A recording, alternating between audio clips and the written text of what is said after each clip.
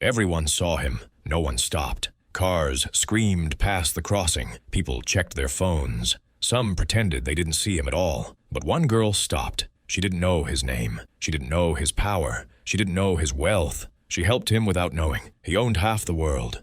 Most life-changing moments don't announce themselves. They don't arrive with music. They don't come with warnings. They don't look important when they happen. Sometimes, they look like a poor girl stopping for a blind old man at a busy road. This is not a story about money. It's a story about character. About Julian, a poor black girl the world had already decided was invisible, and a blind old man the world no longer respected. One small act of kindness connected their lives forever. Julian learned the sound of struggle before she learned the meaning of comfort. The walls of her apartment were thin, stained with years of peeling paint and unspoken worries. At night, she could hear her neighbors arguing, coughing, crying, each sound a reminder that survival was a shared language in this place. Her mornings began before the sun, not because she wanted to wake early, but because life demanded it. She woke to the sound of her mother's alarm, the same tired beep echoing every day at 5:30 a.m. Her mother, Denise Johnson,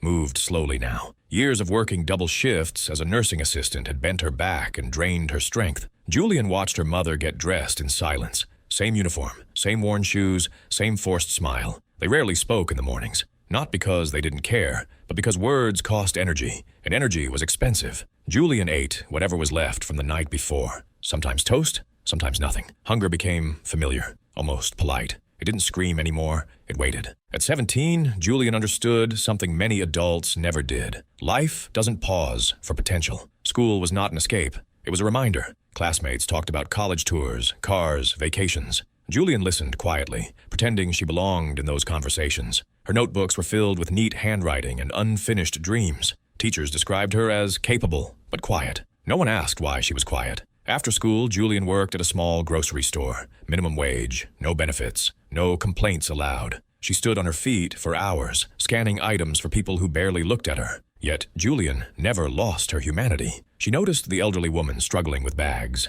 She noticed the tired cashier beside her. She noticed pain because she lived inside it. And every morning, on her walk to work, she passed the same intersection. The intersection did not care who you were. It didn't care if you were rich or poor, young or old, hopeful or broken. It moved at its own pace, fast, loud, impatient. 4 lanes of traffic cut through the neighborhood like a scar. Engines roared. Tires screamed against the asphalt. Horns blared without apology. To the city, this was just another crossing. To the blind old man, it was a daily trial. Every morning he arrived before most people noticed him. He stood at the same exact spot, toes just behind the curb, white cane resting lightly in front of him like an extension of his body. His posture was straight, almost formal, as if he were attending an important meeting rather than waiting to cross a dangerous road. His clothes were simple, but clean. A long, dark coat, neatly pressed, polished shoes,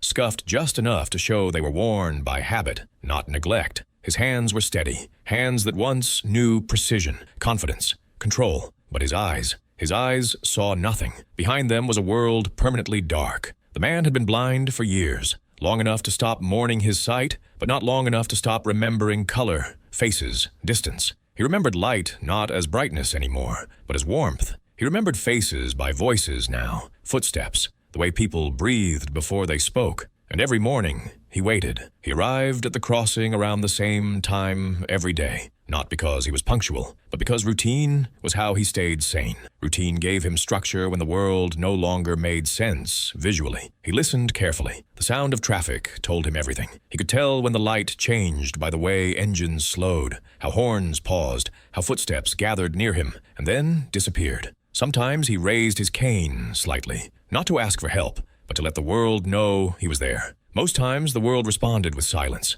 People passed him from the left, from the right. Some close enough that he could smell their perfume or cologne. Others far enough that he only felt the rush of air as they hurried by. No one stopped. To most people, he was an inconvenience, a reminder of fragility, a reminder of vulnerability, a reminder that life can change without warning. People avoided reminders like that. Some told themselves, someone else will help. Some told themselves, I'm late. Some didn't tell themselves anything at all. They simply walked faster. The blind old man heard it all. The quickened footsteps, the forced coughs, the awkward silence when someone almost stopped, and then didn't. He never asked for help. That was important, because asking would have made this about need. Waiting made it about choice. Years ago, this man had crossed oceans without hesitation. He had walked through airports where people moved aside for him. He had entered rooms where conversations stopped when he arrived. He had spoken, and entire industries listened. Now, he stood on a street corner, invisible. Blindness had taken his sight slowly, cruelly, a degenerative condition. One diagnosis,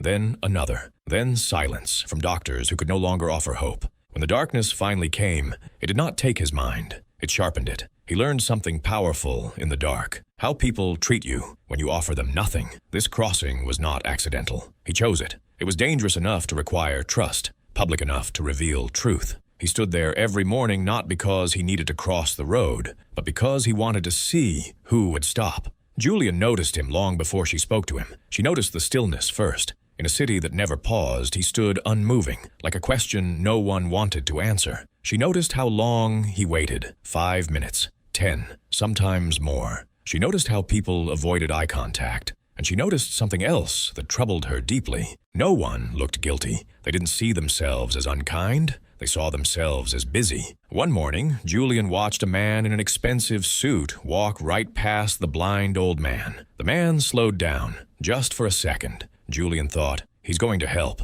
But the man checked his watch, adjusted his jacket, and walked away. That moment settled heavy in Julian's chest, because she recognized it. She had done the same thing before. As Julian continued walking toward work, she felt something unusual. A question, not loud, not demanding, just persistent. If not you, then who? She kept walking, but the question walked with her. Julian took 7 steps away from the crossing. She counted them without meaning to. 1, 2, 3. Her bag bounced lightly against her side as she walked faster, telling herself she had already done enough just by noticing. The sound of traffic grew louder, swallowing the quiet image of the blind old man behind her. She told herself she was late. She told herself she needed the job. She told herself that stopping would only complicate things. 4, 5. But her body slowed even as her mind rushed, because something about that morning felt heavier than the others. 6. The image of the old man standing alone replayed in her mind. The way his cane rested against the ground. The way his face remained calm, not desperate, not pleading, just waiting, waiting for someone to choose him. 7. Julian stopped. She stood there, frozen between 2 directions. Ahead of her was responsibility. Behind her was humanity. Her manager's voice echoed in her head. 1 more late day and you're done. Her mother's tired face followed. We need your paycheck. Julian's heart beat faster. She looked down at her shoes, scuffed, worn, cheap. Shoes that had walked miles because bus fare was too expensive. Shoes that had stood for hours behind a register. Those shoes turned around. Julian didn't run. She didn't rush. She turned slowly, as if afraid the world might notice and stop her. The blind old man was still there. Same position, same calm posture, same silence. He hadn't moved, not even when others passed. Julian swallowed. She felt suddenly small, not because of fear, but because she realized how easy it was to walk past suffering without ever being asked to. She stepped closer, careful not to startle him. "Sir?" she said softly. The word felt fragile in the air. The man's head lifted slightly, his body tensing, not in fear, but alertness. His face turned toward her voice with practiced precision. "Yes?" he replied. His voice surprised her. It was steady, clear, educated, not the voice people expected from someone standing helpless at a crossing. Julian hesitated. She had rehearsed this moment in her head, but now the words tangled together. Would you like some help crossing the road?" For a moment, there was silence. Not the awkward kind, the thoughtful kind. The blind old man didn't answer right away. Julian worried she had offended him, that maybe he didn't want help, that maybe she had assumed weakness where there was none. Then he smiled. It wasn't wide or dramatic. It was small, genuine. "Yes," he said. "I would appreciate that." Something in Julian's chest loosened. She offered her arm. He accepted it carefully, respectfully, placing his hand just above her elbow, not gripping, not leaning, just trusting. Trust has weight. Julian felt it immediately. They stepped forward together. The sound of traffic seemed closer now, louder, more dangerous. Julian's heart pounded as they entered the road. Cars slowed. Some drivers stared. Others honked impatiently, but Julian didn't stop. She adjusted her pace to match his, step by step, together. Halfway across, Julian realized something important. The blind old man wasn't afraid. He walked calmly, confidently, as if he had crossed much more difficult paths in his life. It was Julian who felt nervous. She realized she wasn't just helping him cross the road. She was being trusted with his life. That realization humbled her. When they reached the sidewalk, Julian exhaled. Only then did she realize she had been holding her breath. The blind old man straightened his coat. "Thank you," he said sincerely. Julian smiled, suddenly shy. "It's no problem," she replied. "I was going this way anyway." That wasn't true, but it felt right to say. As they stood there, the blind old man studied her, not with his eyes, but with something far sharper. He noticed her worn shoes, the way she spoke politely, not nervously, the fact that she never once rushed him. He noticed that she had stopped, not because she had time, but because she had heart. Before Julian could walk away, the old man spoke again. "May I ask your name?" he said. "Julian," she replied. He nodded slowly, committing it to memory. "A good name," he said. "Strong." Julian smiled, unsure why the word moved her so deeply. She checked the time. She was officially late now, and yet she felt lighter than she had in years. After crossing the road, Julian expected the moment to end. A thank you, a nod, a goodbye. That's how most interactions in the city worked. Brief, efficient, forgettable. But the blind old man did not turn away. Instead, he took a step toward a nearby bench, gently tapping his cane against the ground to locate it. "Would you mind sitting with me for a moment?" he asked. Julian hesitated. She was already late, very late. Her phone buzzed in her pocket, a reminder of responsibility, pressure, consequences. But something about the way he asked felt different. Not needy, not demanding, just human. She nodded. "Okay," she said. They sat. For a few moments, neither of them spoke. Traffic continued behind them. People walked past. Life moved on. Yet the silence between them felt calm. The blind old man rested his hands on his cane, fingers interlocked. His posture was relaxed, confident, as if he belonged exactly where he was. Julian noticed how composed he seemed. Blind, alone, ignored, yet unshaken.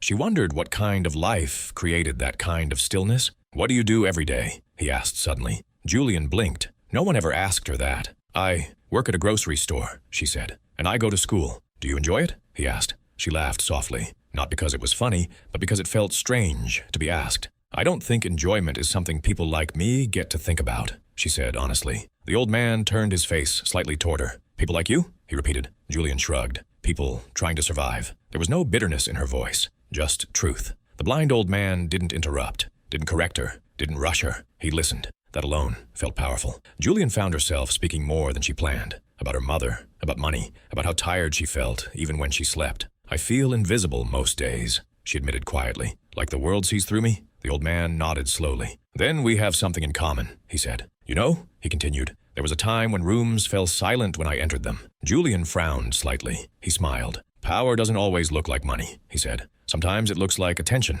She didn't fully understand what he meant, but she felt it. "There's something rare about you," he added. Julian looked at him, surprised. "Me?" "Yes," he said. "You stopped when stopping cost you something." That sentence hit her hard, because it was true. Before they stood up, he asked her one last question. "Julian," he said gently, "if your life could be anything, what would you want it to become?" She opened her mouth, then closed it. No one had ever asked her that without laughing or doubting. "I don't know," she admitted, "but I want it to matter." The blind old man smiled. "It already does," he said. Julian checked the time again. She was definitely late now. "I should go," she said reluctantly. He nodded. "Will you be here tomorrow?" he asked. Julian paused. "If I am," she said, "I'll help you cross again." She didn't realize she had just made a promise that would change everything. Julian did come back the next morning, not because she had promised, but because something inside her had shifted. The city looked the same. Gray sidewalks, restless traffic, people moving with purpose, but no connection. Yet Julian felt different walking toward the crossing, less hurried, more aware. And there he was, standing exactly where he always stood, the blind, old man, waiting. "Good morning, Julian," he said before she spoke. She smiled, surprised. "You remembered my name." "Names matter," he replied. "They remind us that we're not invisible." She offered her arm, and they crossed together once again. This time felt easier. Julian no longer rushed. The old man no longer felt like a stranger. After crossing, they sat on the bench.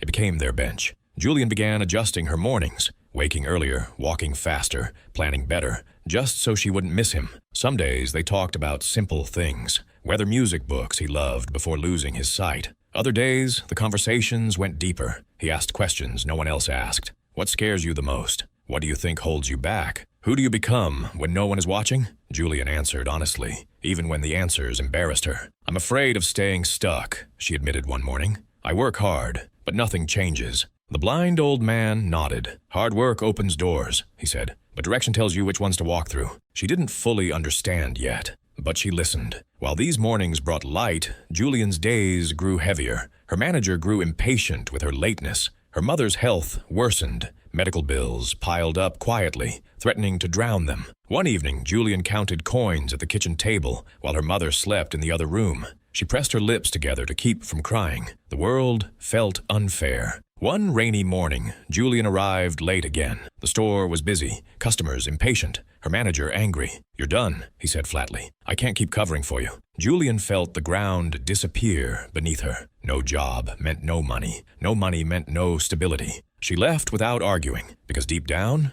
she knew she had chosen kindness over convenience. That afternoon, Julian walked past the crossing without stopping. The blind old man wasn't there. Her chest tightened. The next morning, she returned, early, unemployed, afraid, and there he was, waiting. She didn't smile this time. I lost my job, she said quietly. He didn't respond immediately. Then he asked one simple question. Would you help me cross the road again? Julian didn't hesitate. Yes, she said. They crossed together in silence. Afterward, he asked, would you do it again, knowing what it cost you? Julian swallowed. Yes, she said firmly, because you're human. The blind old man smiled. But this smile was different. It carried weight. As Julian walked away that morning, unaware of her future, the blind old man made a decision he had been waiting weeks to make. She had passed every test. It was a Thursday morning. Rain had just stopped, leaving the streets shiny and slick. Julian walked toward the crossing, backpack heavy with books and worry.